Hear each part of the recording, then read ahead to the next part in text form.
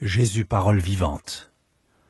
Il est le créateur de la Genèse, le libérateur de l'Exode, le grand prêtre dans le Lévitique, l'espion courageux des nombres et le grand pédagogue dans le Deutéronome. Dans Josué, il est le conquérant, le juste juge du livre des juges, le proche parent utilisant son droit de rachat dans celui de Ruth. Dans 1 et 2 Samuel, il est le second David, le roi des rois dans 1 et 2 Rois. Dans 1 et 2 Chroniques, il tient les registres et règne sur l'histoire. Il est le bâtisseur du temple dans Esdras et le bâtisseur des murailles dans Néhémie.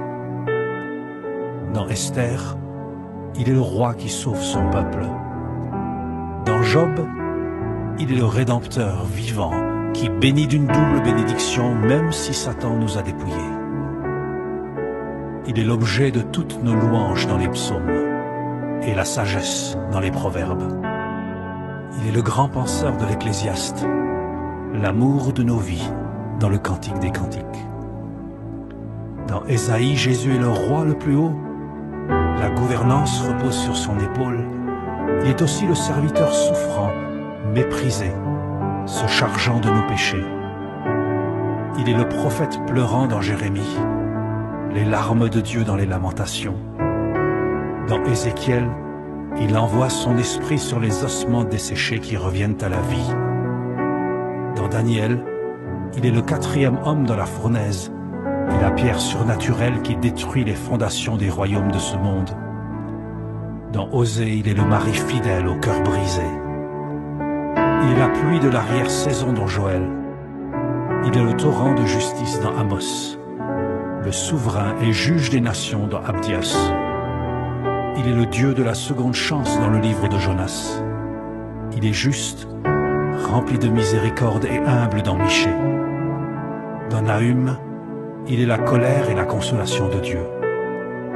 Dans Habakkuk, il est la connaissance de la gloire de Dieu, recouvrant la terre comme l'eau le fond des océans. Dans Zophonie, il chante et danse de joie pour nous. Il est la gloire manifestée avec puissance dans Agé. Il est celui qui dit « Ce n'est ni par force, ni par puissance, mais par mon esprit » dans Zacharie. Dans Malachie, il est celui qui ramène le cœur des pères à leurs fils et le cœur des fils à leurs pères. Dans Matthieu, il est le Messie d'Israël. Dans Marc, il est la bonne nouvelle, celui qui guérit, chasse les démons et opère des miracles.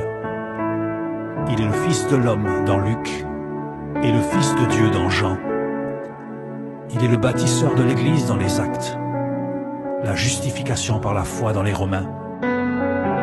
Dans 1 Corinthiens, il distribue les charismes et célèbre l'excellence de l'amour agapé. Dans 2 Corinthiens, il est le véritable apôtre, payant le prix pour l'annonce de l'Évangile. Dans les Galates, il est le fruit de l'Esprit, celui en qui il n'y a ni juif, ni grec, ni esclave, ni libre, ni homme, ni femme. Dans Éphésiens, il équipe son Église des ministères et nous revêt de l'armure de Dieu. Dans Philippiens, il est le serviteur qui a quitté la gloire du Père pour revêtir notre humanité.